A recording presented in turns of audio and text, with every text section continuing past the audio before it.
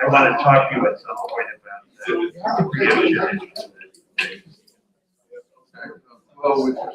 with respect to It's pretty established. Hello? Okay. You turn the power on. I'd like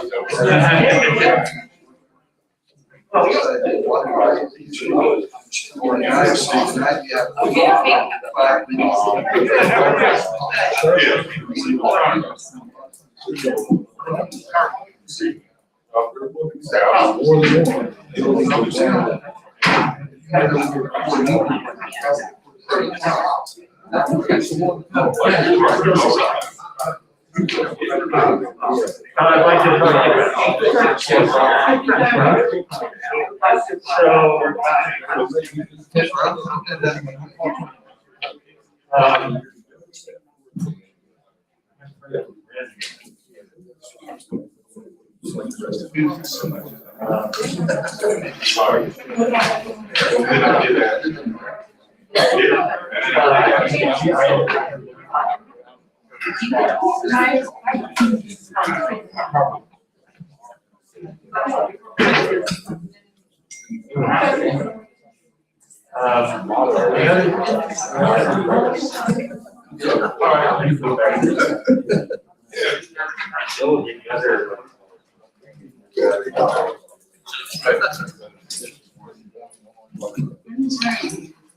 It's already done.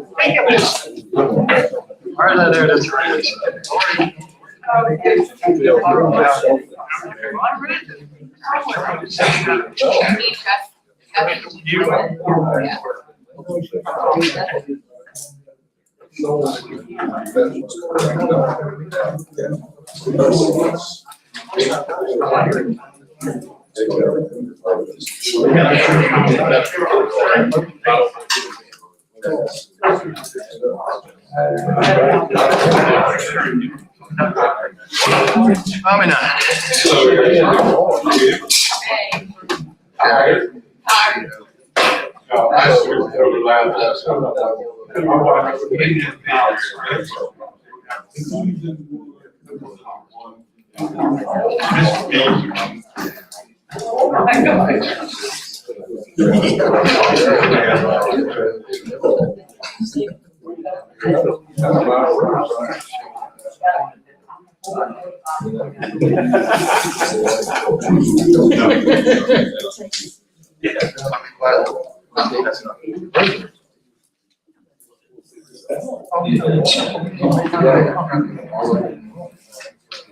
Yeah,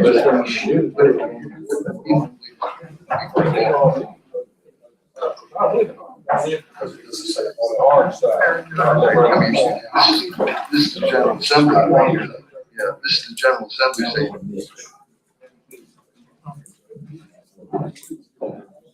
Yeah.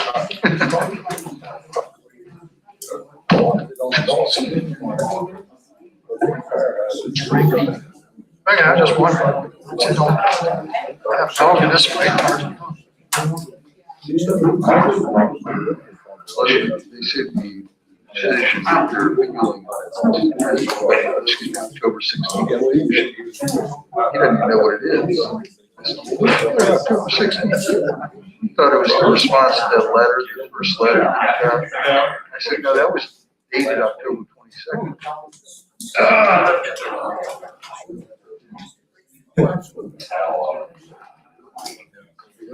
It's weird.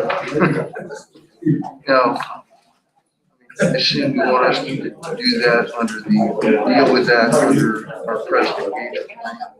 We're kind of lost a bit. Through no fault of our own.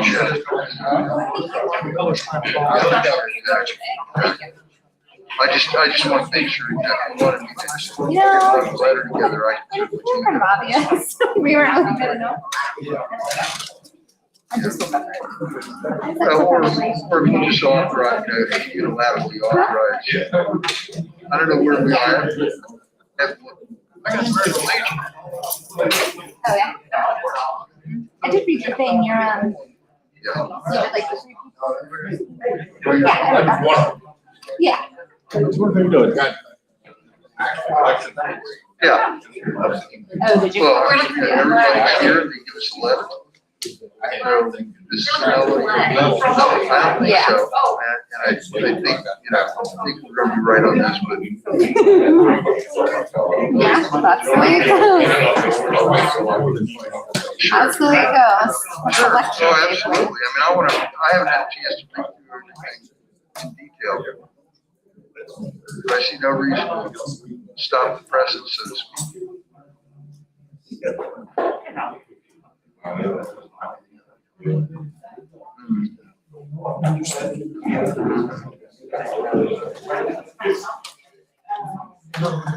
Somebody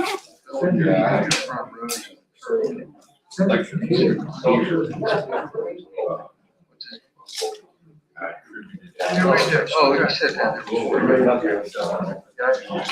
I met him. Oh, yeah. The Did you guy. see that yesterday on the corner right across Told here? me That what Meteor 2020 just ended it all. I know a See that? guy. Yeah. It's like an election sign. Talking contracts law in Boston. That's so sad. It's like, okay. Yeah, well, that was a big firm to work for. This guy was well known. He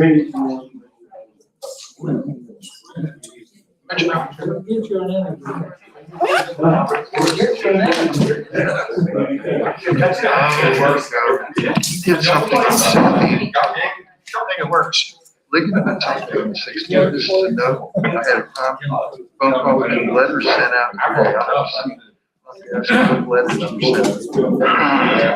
Probably the public notice, yes, yeah. Yeah, you're right. Oh, really? Okay.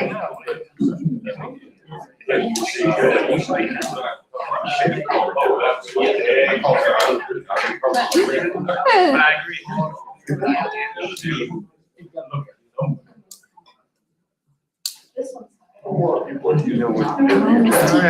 Chicken's always something. They'll be fine soon. I'm sure we can keep it short.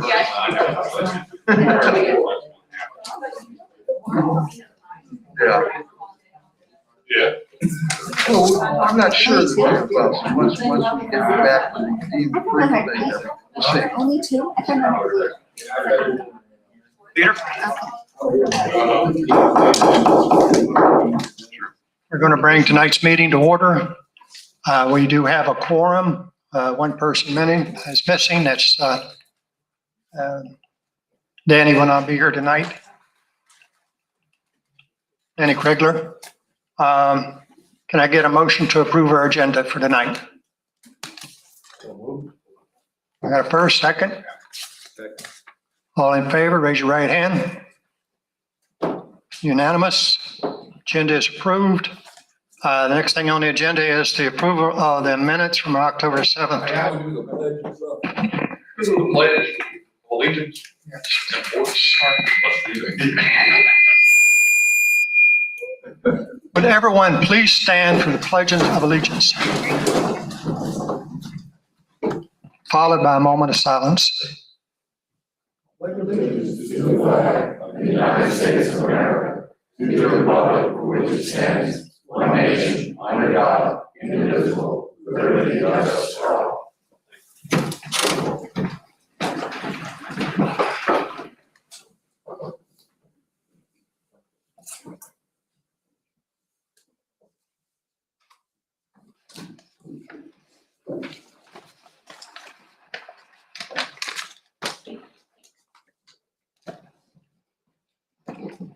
Thank you very much. That's the first time that's happened. Hopefully it will be the last. Our minutes from our October 7th meeting. Anybody have any questions, comments, amendments? If not, can I get a motion to approve the minutes of October 7th? Got a first and a second? Hold on. The attorney. Mr. Chairman, I just wanted to ask you to clarify. I know this is a joint hearing of the Board of Supervisors and the Planning Commission. And for members of the public who may not be aware, just want to ask you to clarify that this is the meeting of the Planning Commission right now. For those members who may not know who's Planning Commission, who's the Board of Supervisors, and for the record. I will certainly do that. That was next thing on my agenda. Thank you. All right, all in favor, approval of the minutes, raise your right hand. Minutes are approved. For members of the public out here that have never been to our meetings before, this is the Planning Commission. It is a joint meeting with the Board of Supervisors. We are simply an advisory commission. The Board of Supervisors makes the determination. So please do not leave if there is something on the agenda that is important to you. They will make the final decision. We only make recommendations. Okay. First thing on the agenda is, as you can see on the board up there, case number SU 11-20-21, request by CWSX LLC for an indefinite special use permit to develop a wireless communication facility. The subject property is zone A1 agriculture and per Article 1 of zoning ordinance section 1413.4, uses requiring a special use permit. Wireless communication facilities exceeding 100 feet in height requires a special use permit. The subject property is 376.2 acres, and the property owners intend to lease 10,000 square feet area to the applicant. The wireless communication facility would be confined to a roughly 50 by 100 fenced-in compound, 100-foot fenced-in compound. The total site disturbance, including access road and fenced-in compound, is estimated to be approximately 1.18 acres. The monopole tower proposed height is 175 feet with an attached 4-foot lightning rod. The subject property is located on South Blue Ridge Turnpike, Route 231, and is owned by M&W Farm LLC. The subject parcel is identified in the Madison County tax map as 69.7, and an existing dwelling on the site has a postal address of 950 South Blue Ridge Turnpike, Somerset, Virginia, 22972. We have received 2 letters relative to this proposal, and everyone on the Planning Commission has seen that. I will not read it into the record tonight. We also received another item, which I was quite confused about. It had to do with an appeal to the BZA. The Planning Commission has nothing to do with that, just for clarification. Whatever happens tonight would be subject to appeal in other manner. Our county attorney would like to chime in on that, please do. But I think it's fine, Mr. Chairman, to proceed tonight with the hearing. right. Well, yeah. Okay. Mr. Webb, do you have anything to add to this application? You have gone through it item by item, I am sure, and it meets all the requirements of the ordinance. Yeah, so this is it right here. And as I said before, cell towers are a unique planning perspective that, this is a technically complicated application. There's a lot of items that our code requires of the applicant. I know in Luray, a cell tower is allowable by special use permit, and all it says is cell tower. We have a really technical process, and again, in my 16 years, you complete this, you've done something. There's a lot of background and work that goes into the application. So when we received it in September 3rd, and I think we all knew about it, and it was deemed complete. I mean, they fill the application out, they paid the fee, we reviewed it, we go up the road. So that's what happened. So I just want to kind of make that clear. As far as, again, from a flying perspective, interesting thing about a cell tower application is that, traffic, noise, the traditional things we think about when we have special use permits, we just don't really have with this. It is electricity that goes to it. I don't think anyone's going to really say it's pretty, but I do think we also know the service that it provides, and we'll get into that in a second. Just to be clear, the compound, the 50 by 100 foot compound, there is a road going to it. So there is a little bit more disturbance area than actually what it takes up. But essentially you have a, 50 foot by 100 pound compound that is accessible. It's fenced. This particular location, we went out, and measured as best we could, but you can see, as I sort of put in the application, you're 900 feet from the southern property line, 700 feet from the northern property line. I try to measure the best I could as far as the different houses around it. We've got 344 South Blue Ridge, about 1,100 feet, roughly. 227 South Blue Ridge, 1,800 feet, roughly. We kind of put those numbers down to 916. Liberty Mills is 27 feet. And then we have 459 Blue Ridge. Turnpike, 3,000 feet, 736 Blue Ridge Turnpike, so 100 feet. When companies do these studies, they do things called a ring study. So they sort of do the general area where they need some service, and the engineers come in and do their magic and frequency studies. That's stuff I would never be able to understand. And they determine the location, the best location for the tower based on the service that is necessary. So this is how this site was selected. So again, a monopole, 75 foot rod. If you look at I think one of the things that's interesting, if you look at the visual impacts, one of the pictures, you can see right in front of it. I just looking at the picture, and I have driven out there. I didn't go to the balloon test, but it was an interesting thing I find about the pictures. I have a little hard time seeing the pole, but I can definitely see the lattice electrical towers that cut off with the property. So it's kind of interesting. That sort of draws my eye. Oh, yeah, the pole is back there. And again, and I do understand, and I don't think anyone thinks that it's sightly by any chance, but I do believe there have been some, as I said in the recommendation, I think they have tried their best to minimize it, reduce the height, be sensitive to, the fact that this is a rural area. It's very scenic, and they are sensitive to that. But on the other hand, this area doesn't have cell service, and to a certain degree, with schools, with emergency services, as the letter we found today that we received a few days ago, this comes from not a luxury, but to a main degree, it's a necessity, and it could be, in the right circumstances, it could be a lifesaver. The applicant is open and has basically, has essentially said that if the emergency services needs to use a part of that, then that they're welcome to do that. That is kind of carte blanche in the future, and something that can be accessed by emergency services. I think CWS, they said they had 6 locations in the county, and 2 of the locations emergency services has, I guess, some sort of a wire there for services. I'm just not going to be here too much longer, but again, as I said with my recommendation, we have a complete application, highly scrutinized application.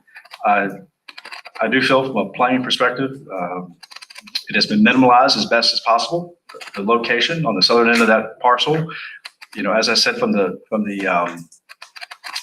measurements, there's not anyone right there on top of it. That's not saying people can't see it and it won't change their view, but I do believe that the benefits that I've sort of briefly went over do outweigh the potential unsightliness of the actual pole. So any questions for me? And again, I also pointed out that our comprehensive plan does support this type of communication. We've had conversations about broadband, and I don't know where the county is with broadband, but this will bring, I don't know, call it broadband, but this will bring high-speed internet capabilities to those areas. So That's all I have for now. I'll happy to sit back and listen. But any questions for me? Wait, yes, Mr. Webb, one moment, please. If the planning commission does not have a lot of questions tonight, that's because in our meeting 2 weeks ago, we beat this up quite thoroughly. So if you don't have a lot of questions from the planning commission, that's why. And a lot of people were in attendance that are here tonight. Any question from a planning commission for Mr. Webb? Peter? Your earlier statement about the complexity of the application raises the question, I think, whether we want to change our requirements so the application process is not as expensive or extensive, since I think most people would say, given proper location, this kind of cell tower providing wireless service is essential to this county.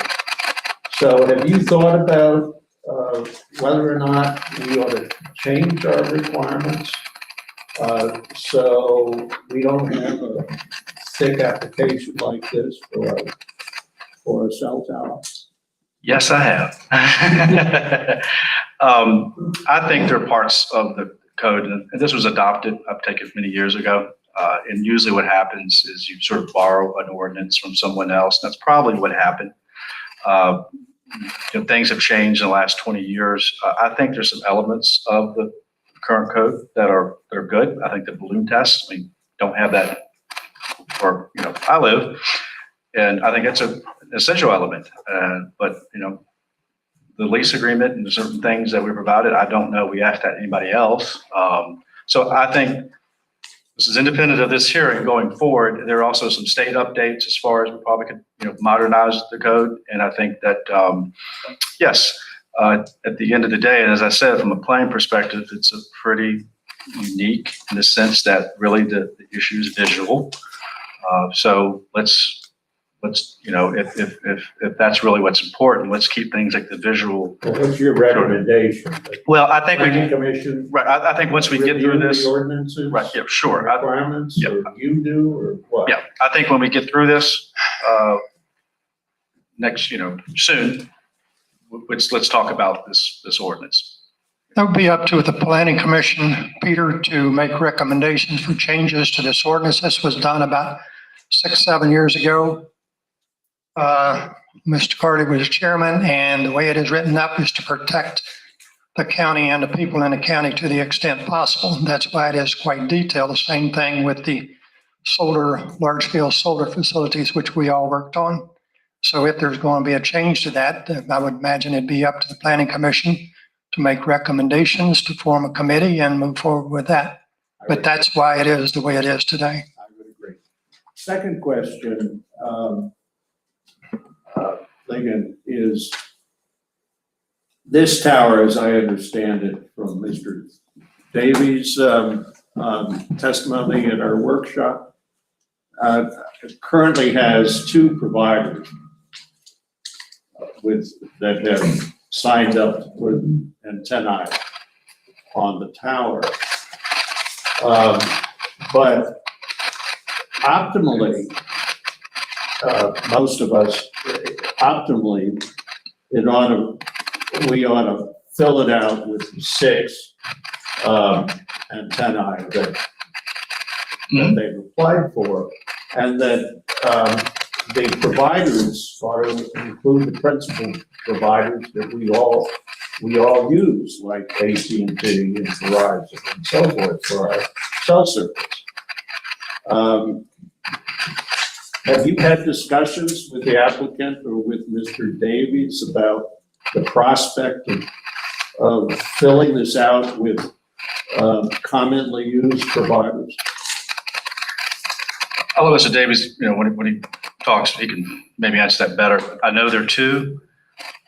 I don't want to guess too much, but I think on cell towers, if you have a service and you're in an area that has a different provider, there's some sort of mechanism in which, you can still use that tower to, service. It kind of prioritizes. And so 2 kind of large, sort of named providers could really, do the, again, I'm really kind of going off the expertise here, but could potentially provide service, at least in a pinch in that spot to folks who are passing through or there that maybe don't, directly have, say AT&T or whatever, your Sprint. I think you can still use that tower.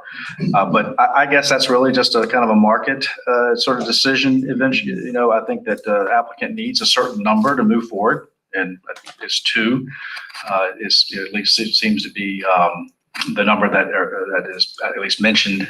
So I would assume eventually we'll see more providers.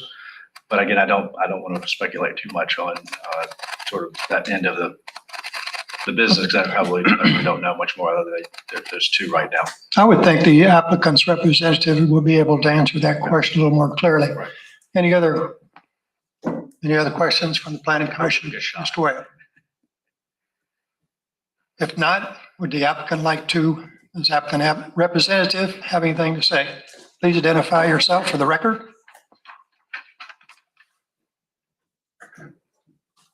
Mr. Chairman, members of the commission, I'm Butch Davies. I'm with the law firm of Davies, Barrow, Will, Llewellyn, and Edwards. I get exhausted just saying. I'm here and connected by your electronic system is Hope McCrary. Hope has been the person that I've been working with over the past several years on communication wireless towers. The presentation, there are 6 towers that they've put up in Madison. And to respond to the question, they do target trying to get 2 users on it. What you'll find is that once it's up and operating, other users will come. And you can see that in a couple of their other towers in the 29 corridor. They came in with 1 or 2 users. They now have 4 users on the tower. I know Brightwood is one that's an example of that. One of the things that I'd like to do, we've done a short PowerPoint and I'd like to go through it with you. I think it will answer some of the questions that you may have. And if we could do the first I don't have it. It's, you can put it right up here. It's on that.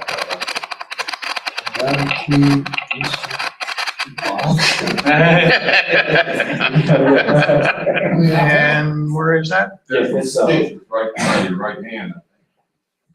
Right there, you're selling. Nice recovery. I like seeing my name in type. That's good. I like the crystal ball at home. If we could go to the next slide.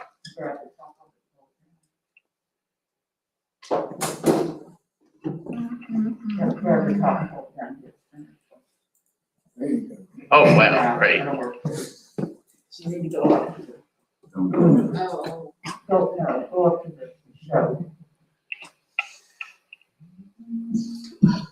Well, Number 1, very bottom. Here we go. is that it? Before you go down to the very bottom. Okay. This gives you a little history. This slide gives you a little history about community wireless structures.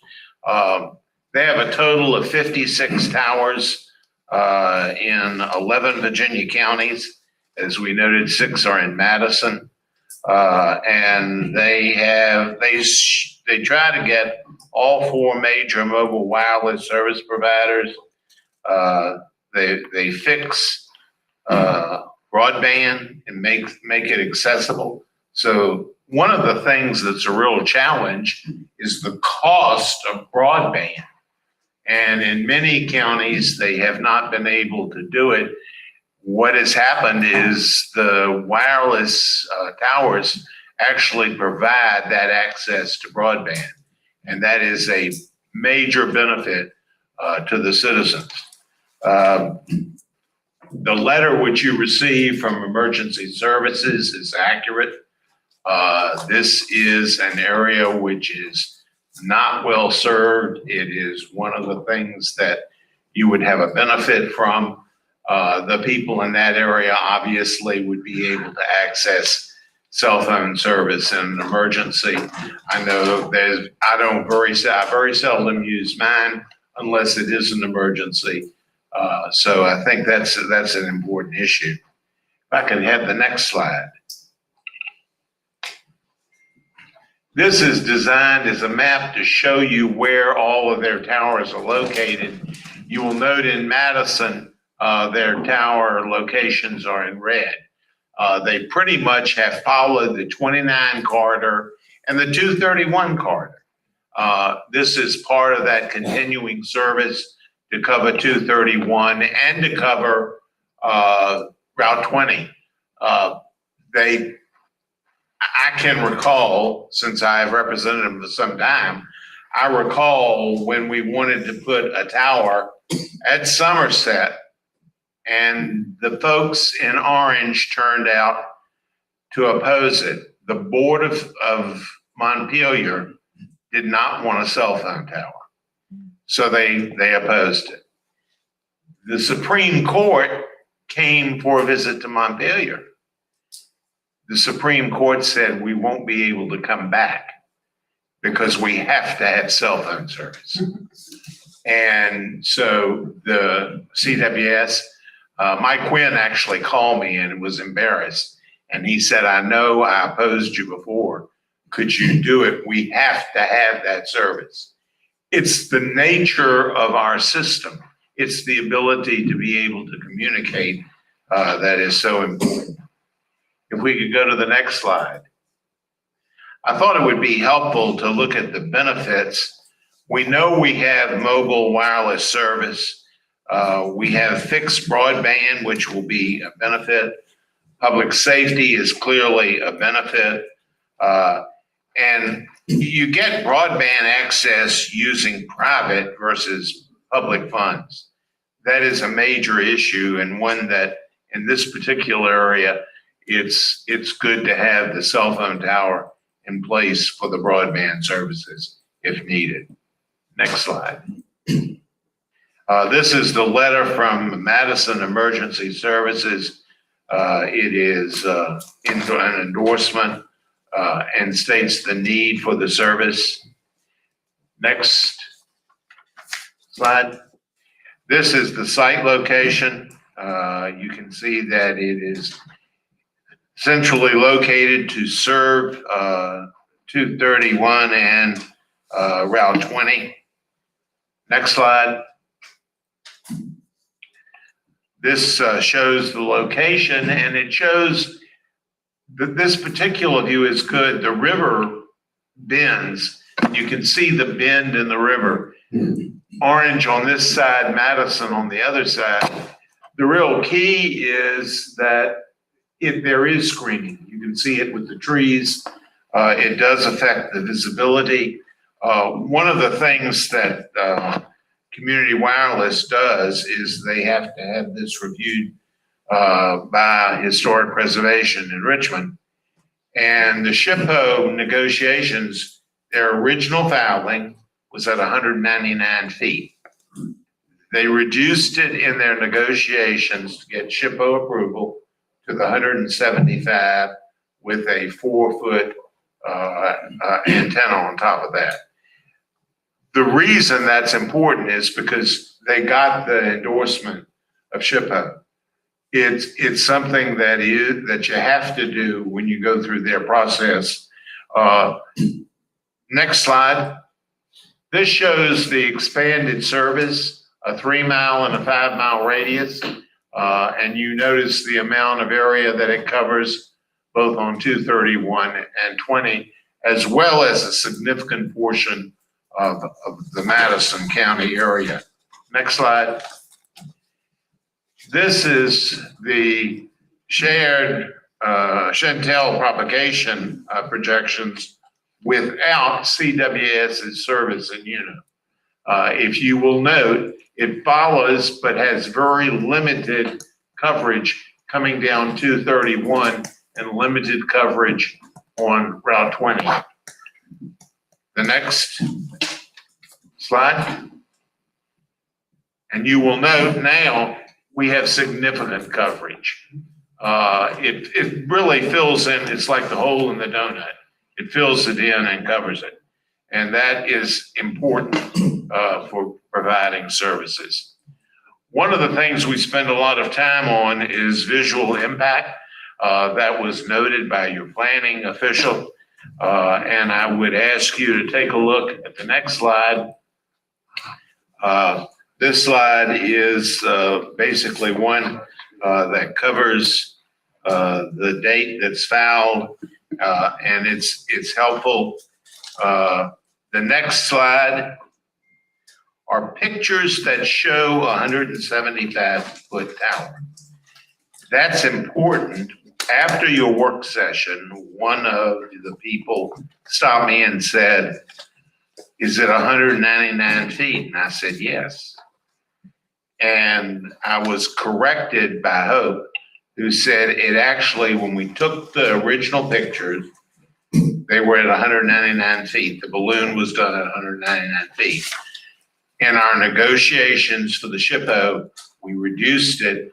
Our pictures have been also reduced when we actually filed the application. And if you will note, that is, there's a circle that shows where the balloon is. There is a next picture, the Somerset Christian Church. You can see the monopole over in the rear, not highly visible. Next picture.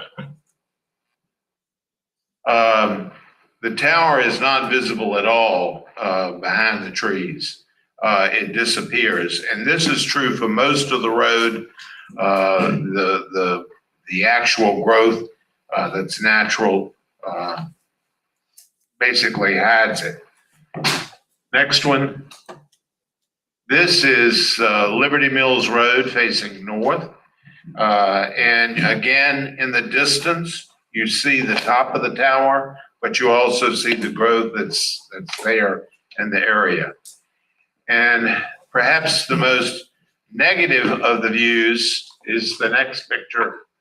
This is the access 231 facing east. The monopole is 2,620 feet away. You see it, but it is such a significant distance away.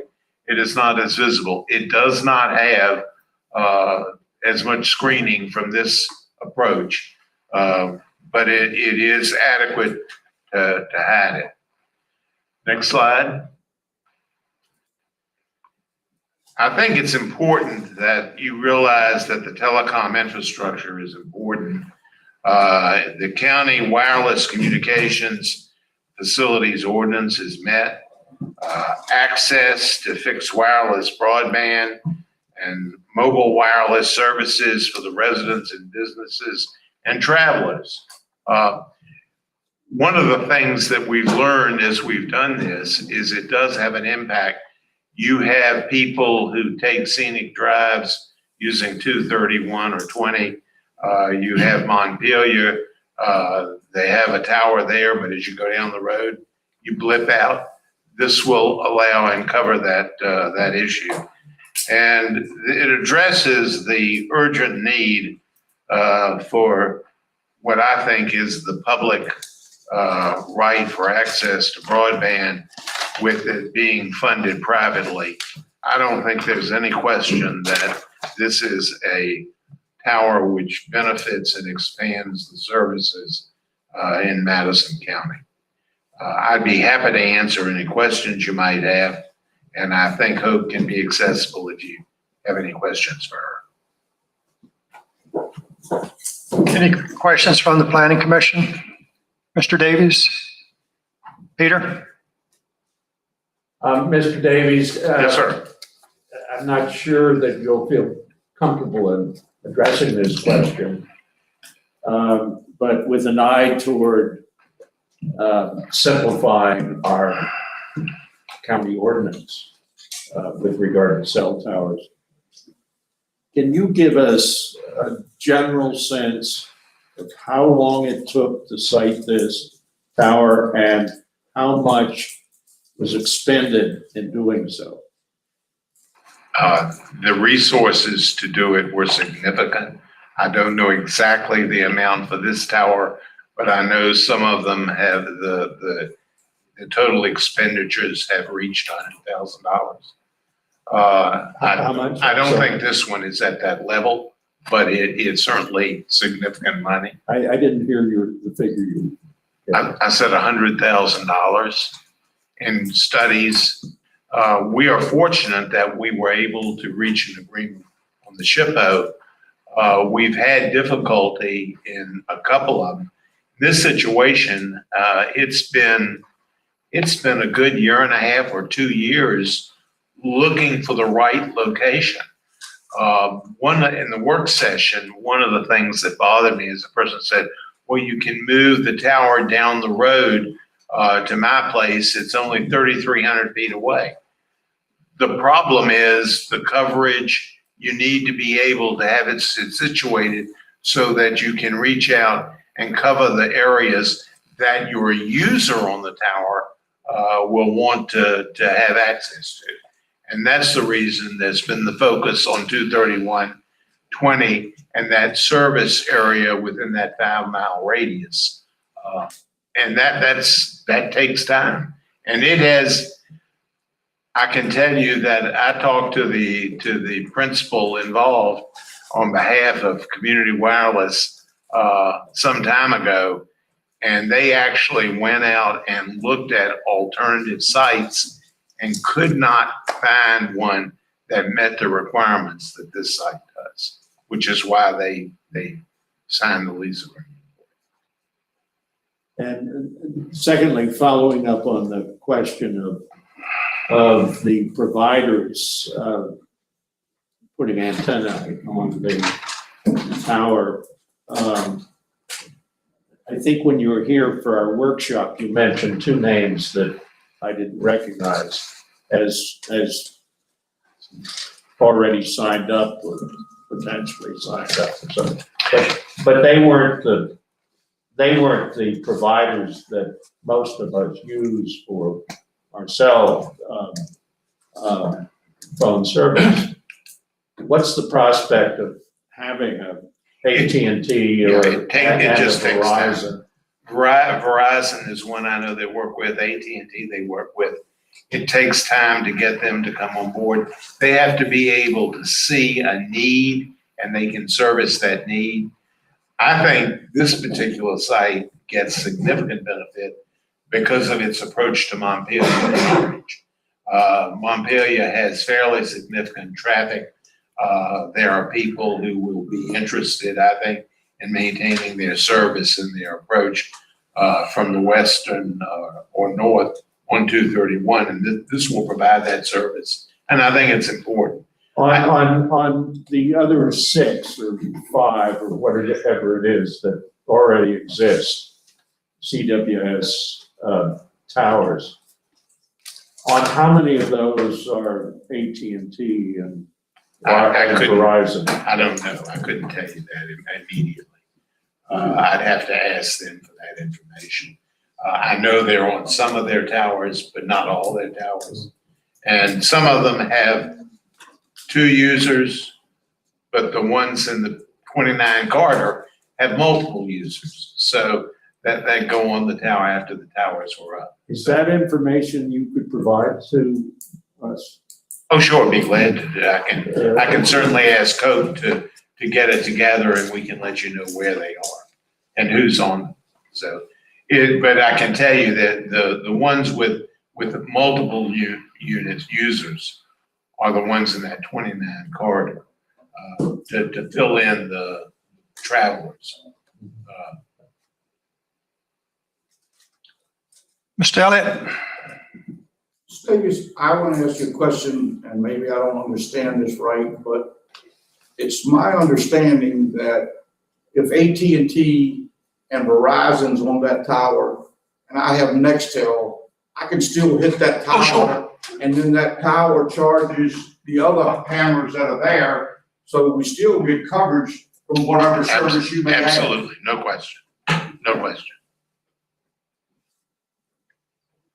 Stevenson? You've been working with this company for quite some time, I understand. Yes, sir. Have they indicated to you that they find Madison's code requirements especially onerous? Actually, they have not. It's detailed. And I think it could be simplified to some extent. From my experience, I've represented them in Culpeper, Orange, Madison, and Rappahannock. And I can tell you that one of the real delights is when you can provide service to a community or an area. The ability to provide emergency services is essential. In a recent hearing that we had in Rappahannock, we got one approved, and the tower that was approved because it provided significant coverage for 522. But it was the people who turned out, the volunteer fire department rescue squad, who really thought that it was essential for their coverage of the county. Otherwise, Rappahannock probably wouldn't approve that, would they?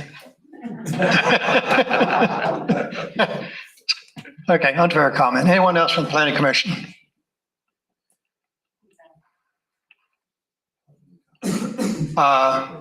Thank you, Mr. Davies. All right, thank you, Mr. Chairman. Appreciate it. Thank you. Anyone in the public like to make a comment? Gentleman in the back. Mr. Davies. All right, Mr. Davies. We were talking about broadband. Sir, would you please stand up? If you, we need to have your name for the record. William Rocker. Okay. We were talking about broadband instead of private company broadband. I'm assuming you're talking about Virginia Broadband would be one of the companies. Could very well be. And so with Virginia Broadband, I have that. You have to have a line of sight to the tower for that to work. Do you happen to know how many residents, or how many properties would have a line of sight to this tower? Yeah, I would. Thank you. Sorry. Thank you. Anyone else in the public? Yes, sir. Mr. Hawk? Would you like me to go to the podium? No, you can stand right there. That sounds great. Good evening, Chris Hawk with the Piedmont Environmental Council. PEC is an advocate for the advancement of the public health, safety, and welfare, and the creation and utilization of a new cell tower, and it can directly benefit the public. The proposed tower could raise communication connectivity to the rural area, including businesses, emergency services, to farmers, residents, businesses, and tourists alike. New communication connectivity can offer faster emergency responses and increased agricultural business profits through the use of newer technologies. However, PEC raises the importance of protecting the important view sheds within the county. We raise the importance of countywide public access to wireless and broadband. However, we are concerned that the tower may negatively impact both important natural, cultural, and historical resources and their view sheds associated with them. There are a few resources within 1 mile of the proposed tower that we would like to highlight. The Madison Barber Rural Historic District, Route 231, a state-listed scenic byway, the Rapidan River, which serves as a tourist attraction for fishing, boating, and historical tours. The Journey Through Hallowed Ground, a national recognized scenic byway that stretches from Gettysburg, Pennsylvania to Thomas Jefferson's Monticello and Charlottesville. Tetley Manor, Somerset Christian Church, as well as multiple conservation easements. Each of these resources, as I said, are located within 1 mile of the tower and were not included in the application because SHPO only requires documentation of half of a mile. So I just want to highlight those as additional potential impacts. It is PEC's recommendations that the county should request the overall height of the tower to be lowered. A paint scheme be utilized to further screen the cell tower, and natural colors should be considered. Browns and greens seem to be effective in other counties, but please do not use blue. That seems to stick out like a sore thumb. Relocating the tower to an area on the property that has natural screening and is not located within a field.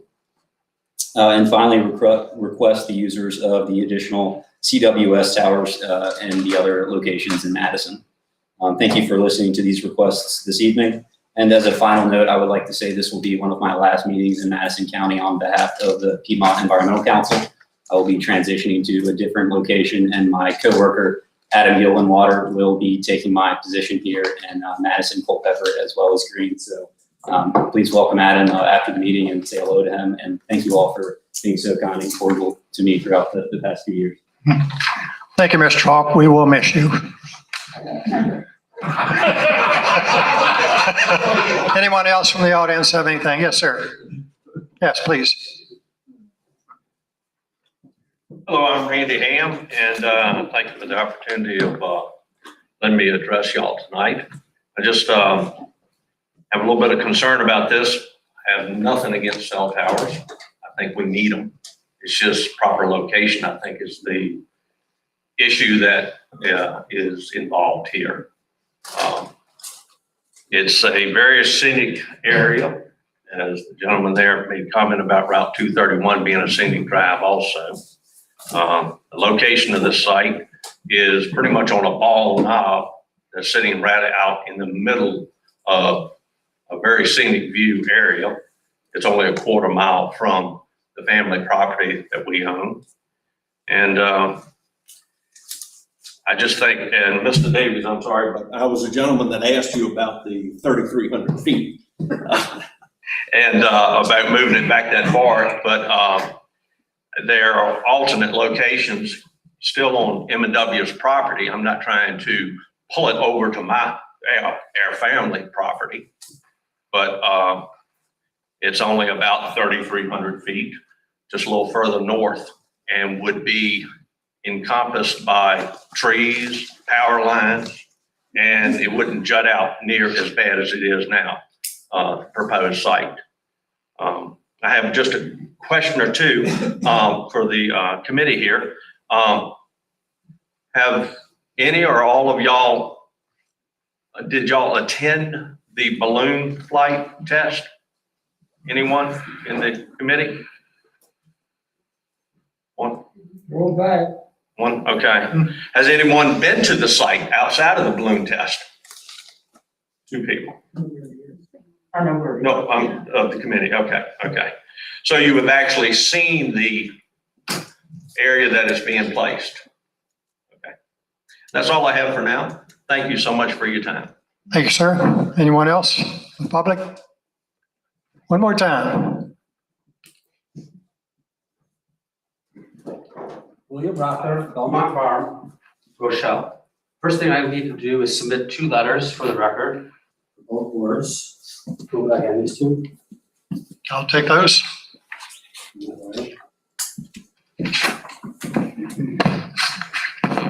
And the first thing I want to show you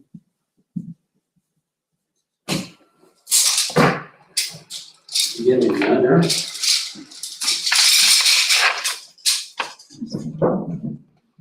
I have pictures worth 1,000 words. Pictures that you see are a fairy tale.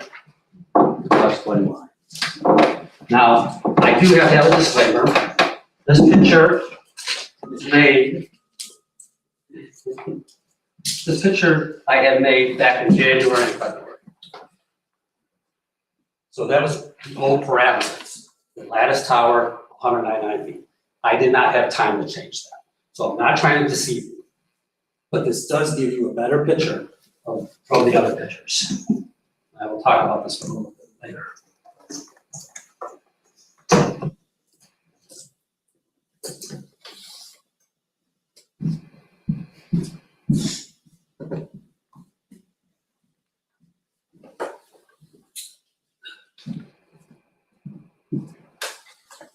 So back then, when the balloon test went up, I hired a professional photographer to take this picture.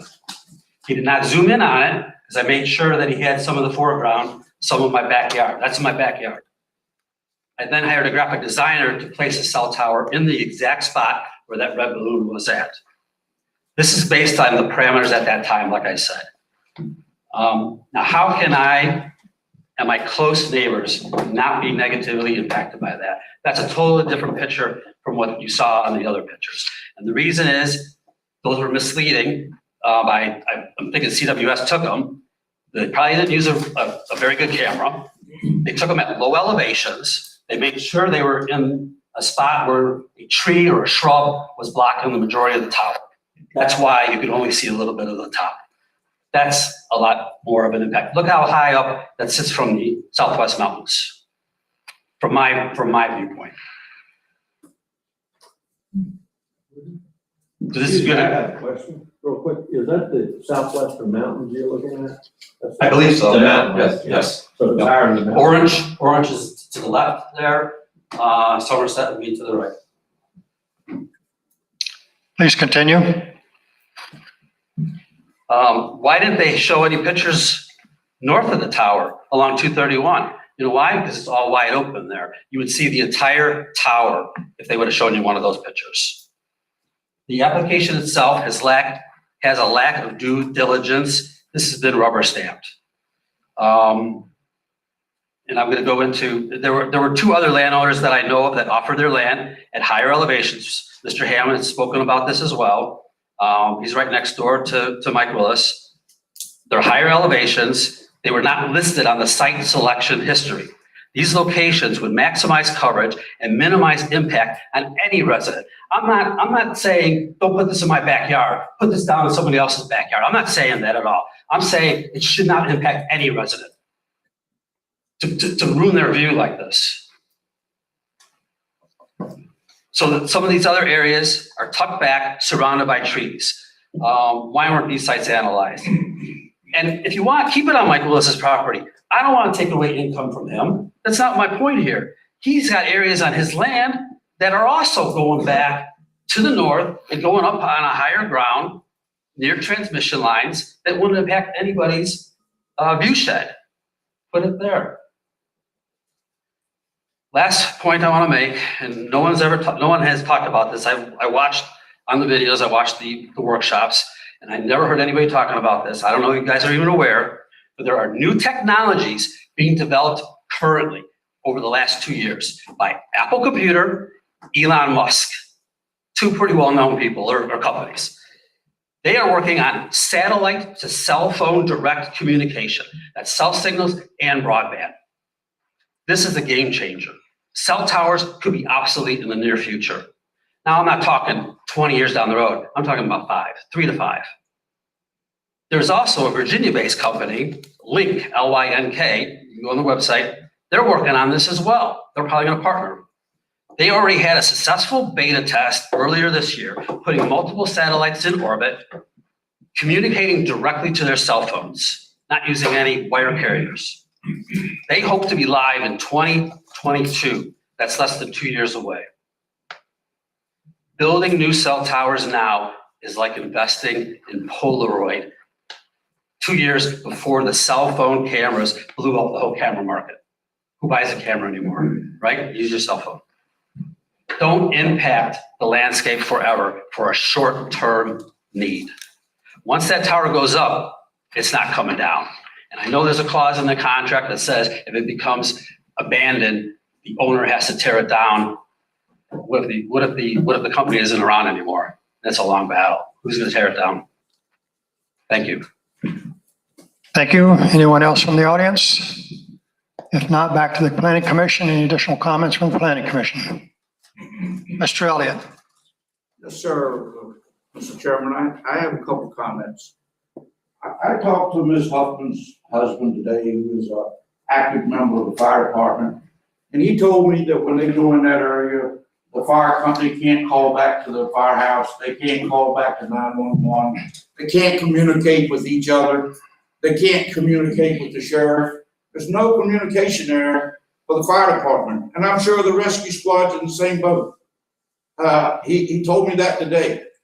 You know, this commission is appointed by this board, and this board's job when they're elected is for the health, safety, and well-being of the citizens of Madison County. And if this application don't cover all three of those things, I've never seen one come in here that did. And this gentleman is probably true. There is probably something coming down the road.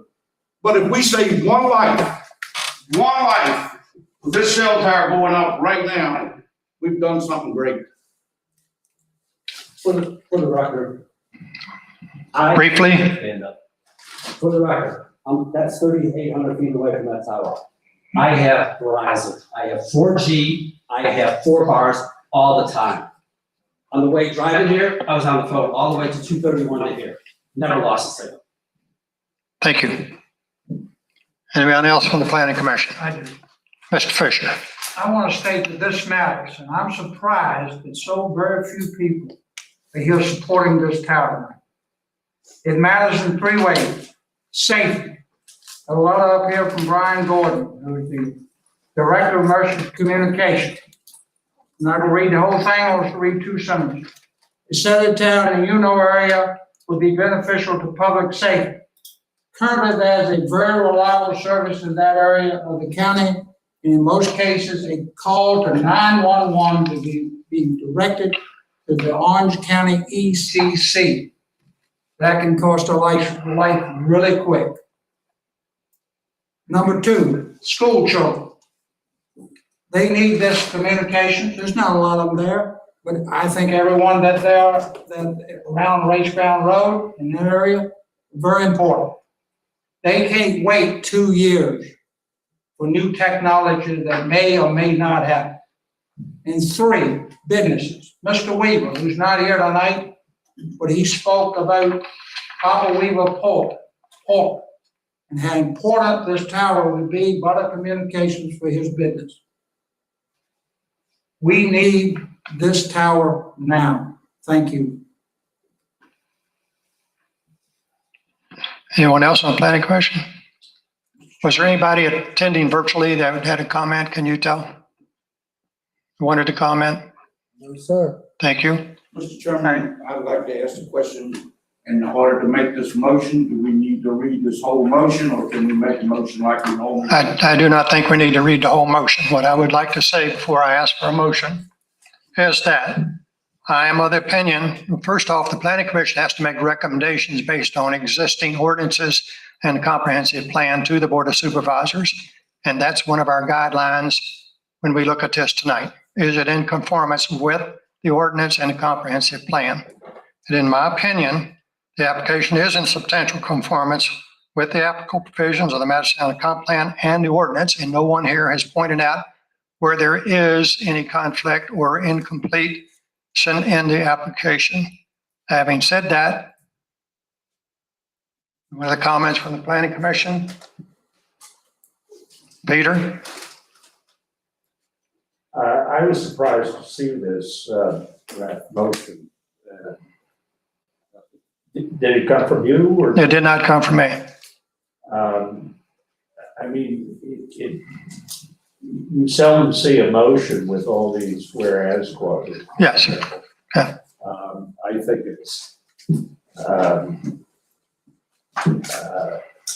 it's overdone. I would recommend going back to our tradition. We will be going back to our traditional. We will be doing business as usual. I think the motion here was informative and helpful, but however, we will follow our normal procedure unless we are directed to otherwise. Any other comments from the planning commission? I'm not the planning commission, but I do have a comment that I missed from here, from Tracy. She said, excellent and very useful presentation / information, Butch. Thank you. Tracy Gardner. Yes, sir. Thank you. All right. If there's no other comments, I would like to get a motion from the planning commission. Mr. Chairman, I make a motion in case number SU-11-20-21 be recommended to the board of supervisors for approval. Second. I got a first and a second. All in favor, raise your right hand.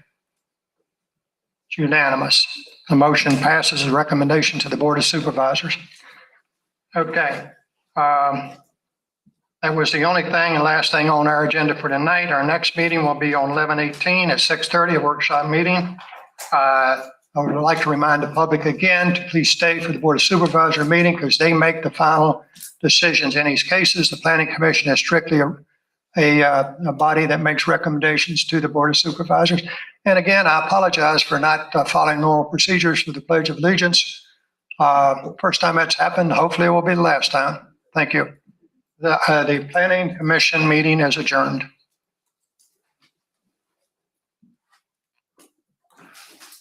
I don't think we can do that without a motion. Oh, again, It's been a trying day. Can I get a motion to adjourn? So moved. All in favor, say aye. Thank you very much. Thanks, Pete. Now somebody's keeping me straight today.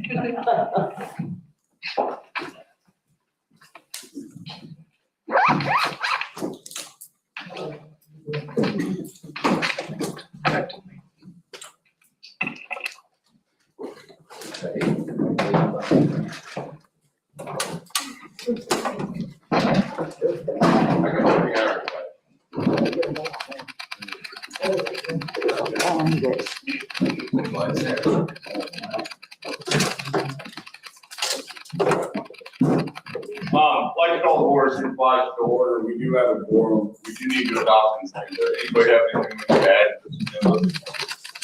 Yes, sir. Pleasure, the board. Move to adopt the agenda as presented.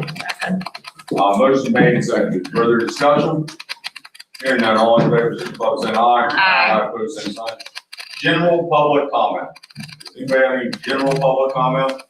All right. Moving on to public hearing.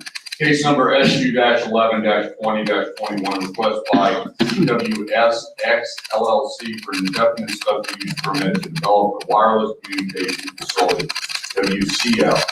The subject property is zoned A1 agriculture and per article zoning ordinance, section 14-13-4, uses requiring a special use permit, WCFs exceeding 100 feet in height require a special use permit. The subject property is 376.2 acres, and the property owner intends to lease a 10,000 square foot area to the applicant. The WCF would be confined to a roughly 50 by 100 fenced-in compound. The total site disturbance, include access road and fenced-in compound, is estimated to be approximately 1.18 acres.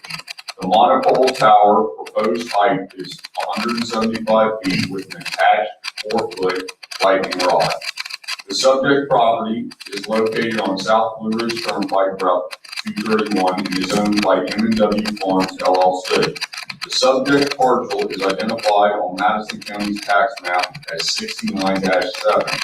And an existing dwelling on the site has a postal address of 950 South Blue Ridge Turnpike, Somerset, Virginia, 22972. Lee, do you have anything to add to this? Yes, sir.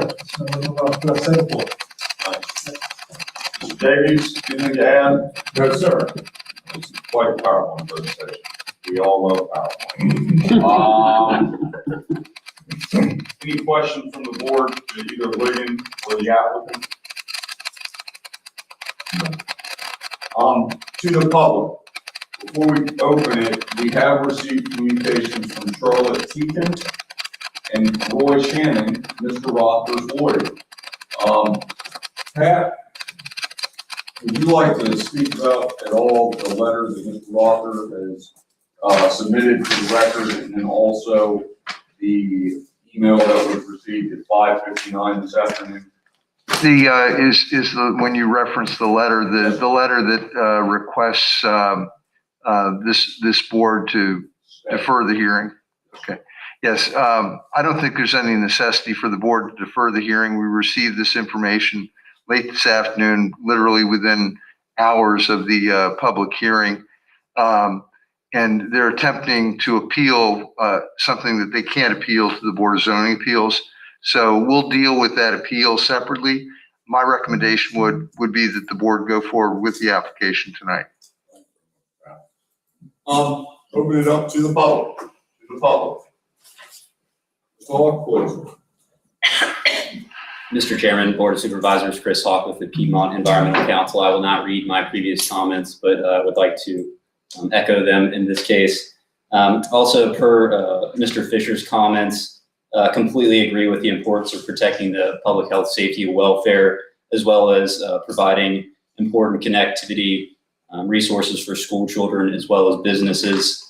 However, if other alternative locations are available on the same site, it seems kind of like an easy transition. The county could ask that to be at least looked into. It wouldn't hurt anything. Lowering the tower could potentially be used if there was a higher elevation with better screening, not trying to get in the way of connectivity, but if there is an opportunity for less impactful view sheds in this scenario, it makes sense to at least look into them. I would like to note, as someone else did, that photos taken by the applicant were mostly from roadways and not other important locations. Just want to highlight that fact. There are other important locations in the county, not just roadways. And last but not least, I just highlight the importance of being cordial to the public when I'm speaking from the dais and on behalf of the county. And that is all I have this evening. And thank you for being respectful to me throughout my time here. And I appreciate working with you all. Thank you, Mr. Austin. Best of luck in your next meeting. Other public comment. Other public comment. Robert, please. William Robert, Bush Island.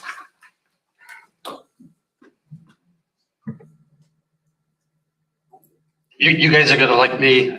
Maybe I should go and working for Chris Hawk, because I'm probably gonna take his place, right? I don't want to be here. I don't want this going on. But I have to. I moved here for a reason, to live a simple country life. Quiet life. I never expected to be involved with this. I'm here because I have to protect my property. I have to protect my investment and my way of life.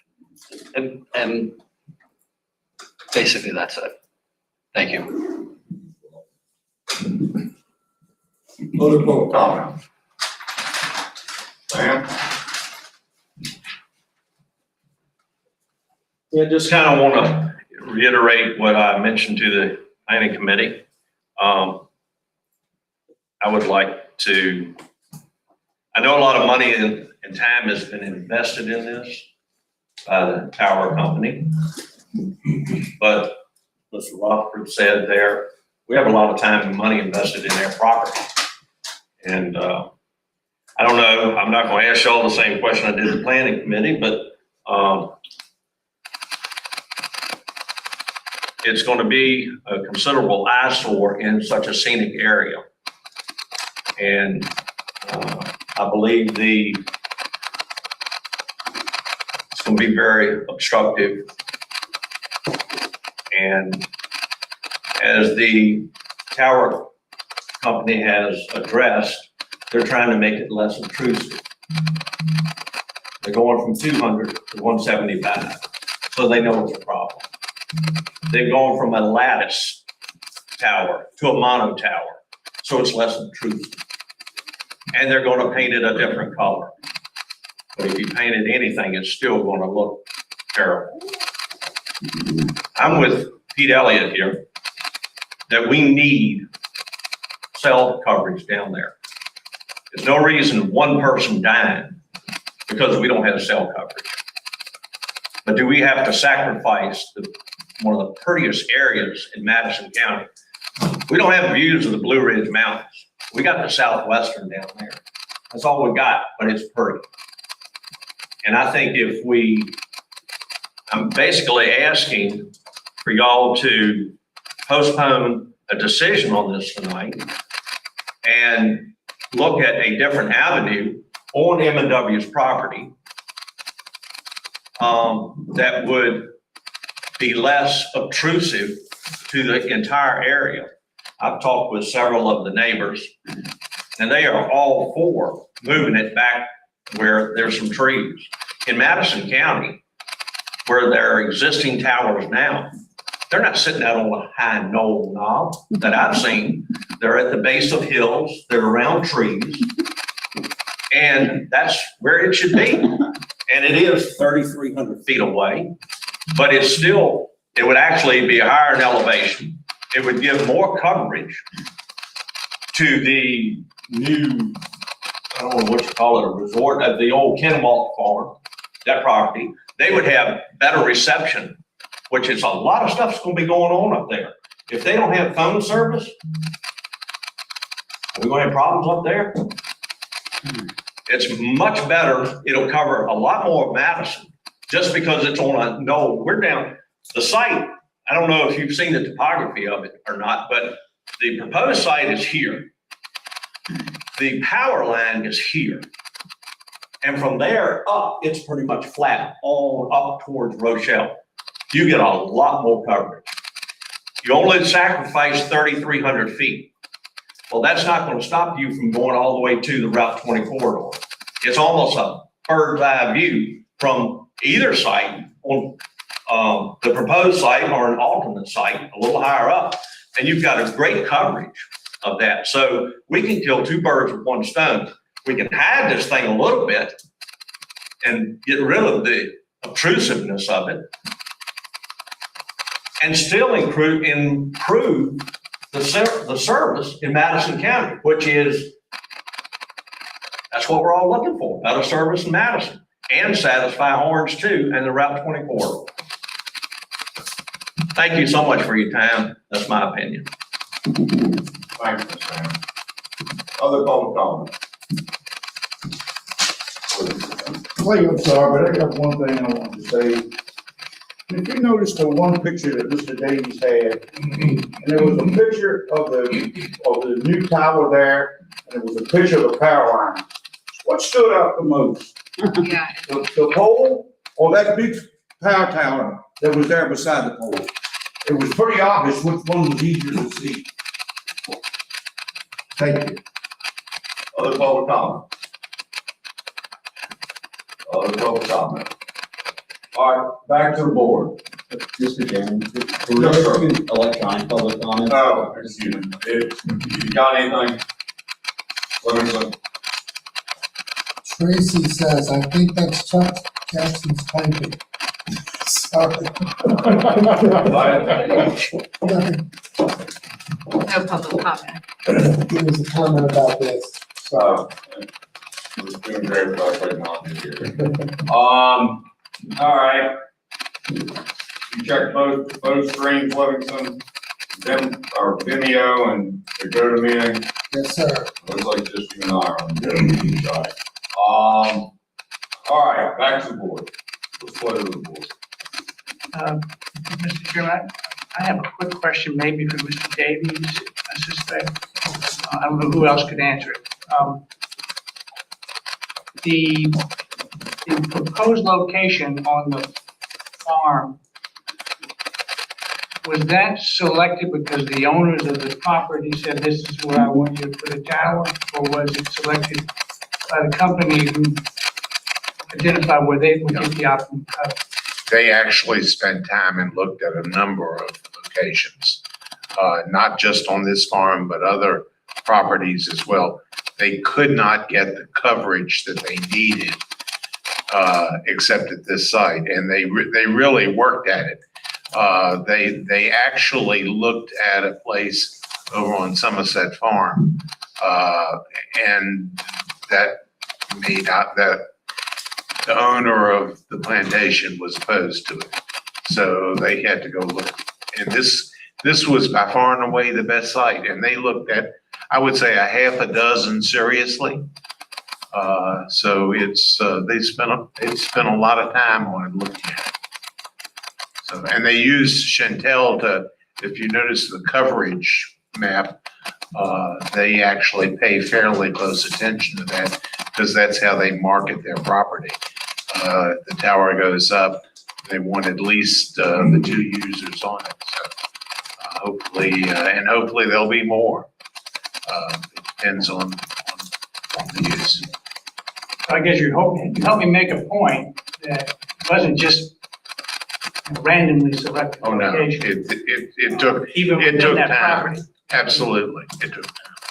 And they have it's not a good business move for them to locate a tower somewhere that doesn't have optimal coverage Absolutely. for their ability to locate. Yeah, thank you. Thank you. Other questions, comments, thoughts from the board?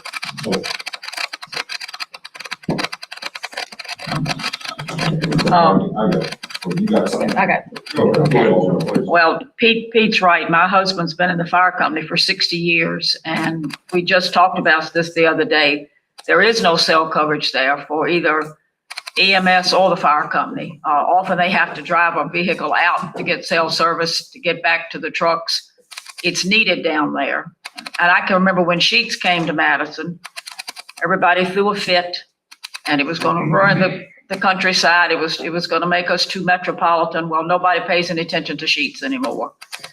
And the first cell tower that went up, I heard people fuss constantly about it was ruining the beauty of Madison County. Now people don't even see it. You don't notice it because you use it and you need it. So I feel like this company has done their due diligence to find the right location. I know it can't please everyone. It's always, I don't want it in my backyard, and I understand that because I probably wouldn't either. But I think it's needed and I'm certainly in favor of it. Well, Mr. Chairman, when I took my oath back in January, I'm charged with health, safety, and welfare. There's no question that this cell tower provides that. I knew it before Mr. Davies put the slides up there. The fact that the cell company has searched for 2 years to find this spot is also convincing to me that their due diligence is done. And Mr. Hammond, if I'm not mistaken, they did meet with you, they walked your property. Is that right? Yeah, that's what I thought you said at the planning commission workshop. So for whatever reason, that spot did not work for them. The power lines through there are intrusive. We do have a decommissioning for cell towers in our ordinances. I do appreciate CWS changing those slides to show the 175 feet to 200, because I did go to the balloon test. I went down there, and when I went down there, I had my cell phone on. And when I went by Mr. Ham's place, I had a signal. I was like, okay, I got a signal. And then I tried to dial, and then it was gone. And I turned it off. I stopped the dialing, and then I got my old one in the bar. And it went on like that. And I drove back and forth to Somerset Center store, and back to the store, back and forth, trying to figure out what was going on. I never did get through long enough to make a call. And also Tommy Weaver, that farm down there, he iterated at the workshop that I came to just to listen, that they have a tractor fire down there, and so his brother lost the tractor. Well, you can replace that, but can you imagine somebody getting pinned under that tractor and not being able to get out? That's scary. So I think the due diligence has been done. 2 years worth of work on this. I see no reason why we should deny this special use permit. I hate to say it, I'm with the rest of this, but, Randy, you've been up in my farm bunches of times, bunches of them. Notice the 2 cell phone towers you can see from my barn? Coming out my driveway, I can see actually 4 towers. I think it's 2 of them are monopoles. I looked at one of them today. In fact. One of them actually is lighted. The red light with black blinks all the time. It's right out in front of the thoroughfare. I remember when I was like a little kid when they put the first ones up, the lattice tower, so you can see from my barn. Remember the neighbors coming together and going up against it. It definitely sits up on top of the knoll and it's up there. We did a cell phone tower a while back up there in Hood. It was odd to me that I remember such resistance at that time when they put those first towers up from everybody in the community. And then the ones in Hood, we have never had cell phone coverage. Please put the cell phone coverage tower up immediately. Please put it up. I mean, I don't think there was one person that said anything negative about it. It sits out in the middle of the field now. I don't actually think it is lighted at this point with the antennas. I love to be a C-1 but I know. when we got it. The problem that we get to is, that- and I appreciate what you're saying, Mr. Ross, about quality of life. It's for everybody. There are people down there conducting business. There's some big operations down in that part of the world. And I know do business all over the United States and a little bit all over the world. And that's not even talking about the residents that would like to have cell phone coverage. The place where I catch cell phone coverage is once I go past the Somerset store and that straightaway almost to the railroad track. In there, I can get a little bit of cell phone coverage, make my conversation short. Once I keep on going up into Somerset, I lose again until I almost get to time. I'm down that web one. I appreciate the comments about satellite phones. I think I'm sitting here thinking I've been with the planning commission and the board for either 11 or 12 years now. I've heard about satellite phones for 11 or 12 years now. I wish they were here. I wish we could decommission all these things and it wasn't a necessity. I'm sure Dennis would like to have cell phone coverage up there and every person that lives on that side of the world. What? For the same price. I know. We'll charge you double. You look at the cell phone map or the towers that they proposed, there's a huge portion of Madison County that the option isn't even there. The county is going to end up putting up cell phone towers for emergency services down towards Rappahannock County. Hopefully we can partner with cell phone providers to light up that part of the world and provide something that is a necessity at this day and age. The one tower I was looking at this evening, is brand new binoculars I bought. It is kind of a bluish light. I looked at it one time through binoculars, scanned back across, I didn't see it again. It kind of blends in with the skyline. Really does. I certainly don't want to see one of these fancy pine trees.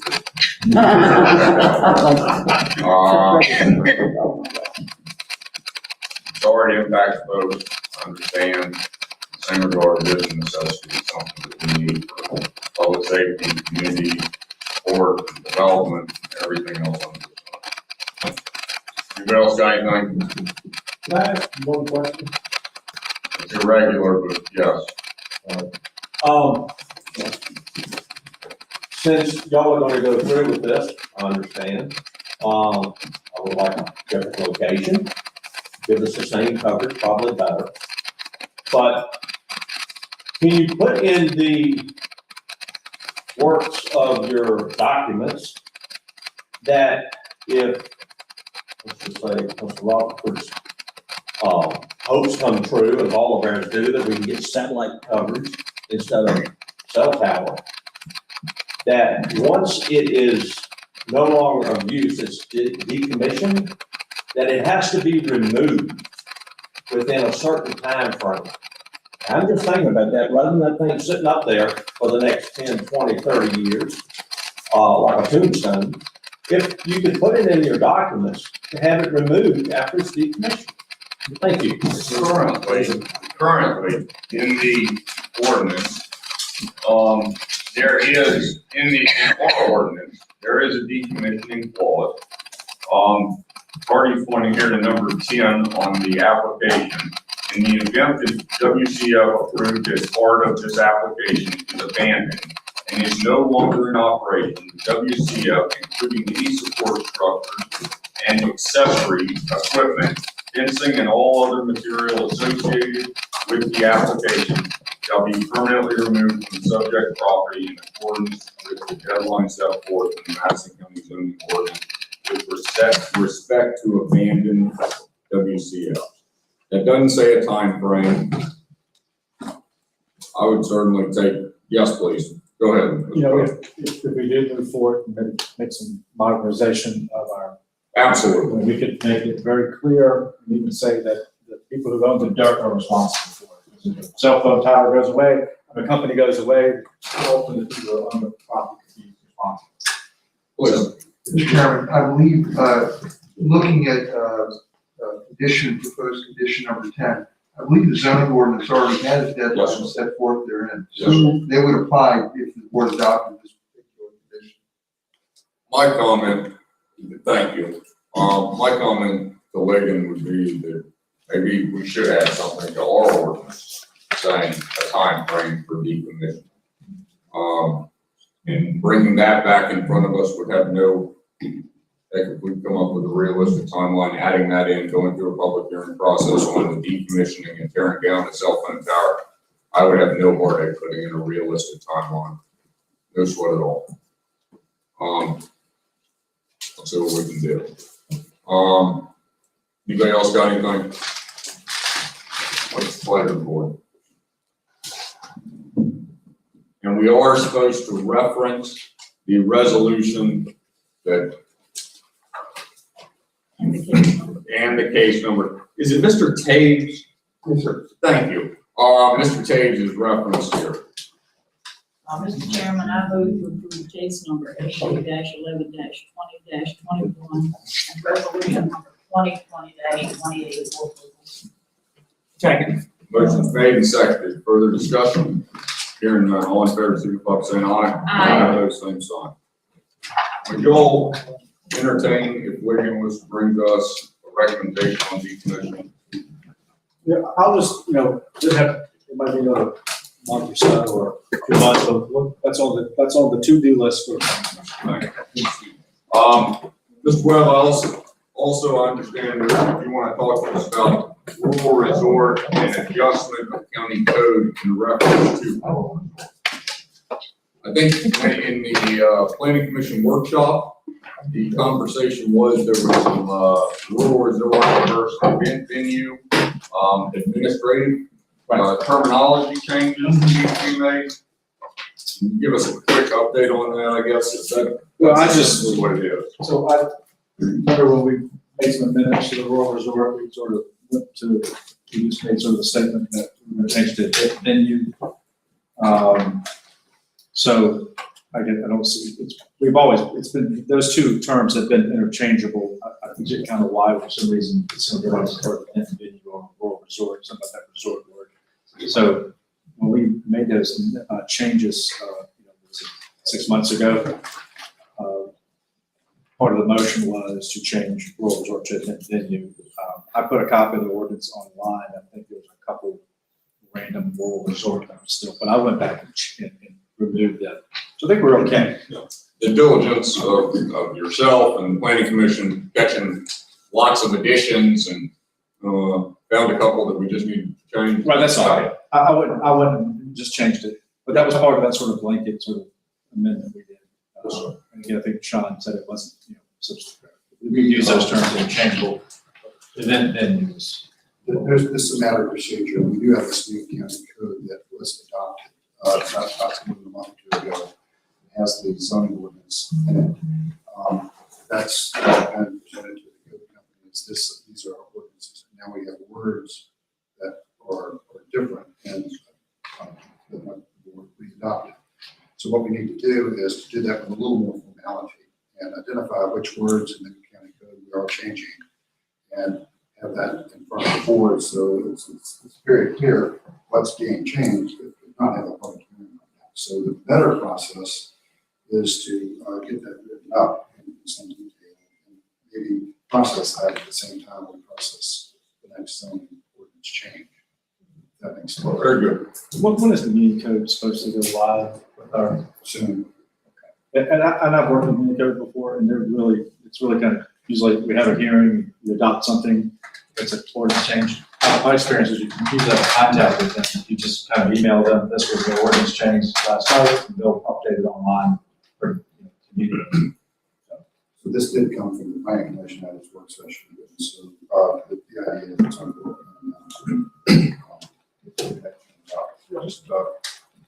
this is, I don't know that it's an emergency, but it's something.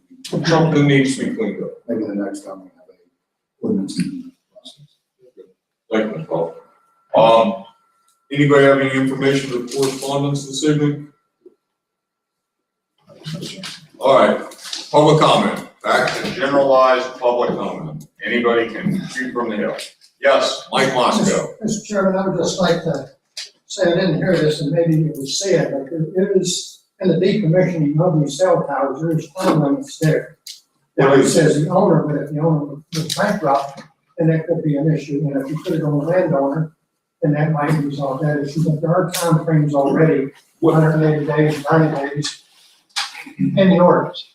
Great. In fact. Good. So, Thank you, Mike. the other thing is if they're going to have a formal process for changing the event venue, we would like to add the other one in there about open spaces, such that we have that stuff. I think we do another ordinance and then we'll put that one in there. That was my fault for doing that. Thank you. Thank you, Mike. Other public comment? Other public comment? Any other business before us this evening? We all want to. Mr. Chairman, I move to adjourn. Second. Motion's made, second. Further discussion? Hearing none, all in favor, signify by saying aye.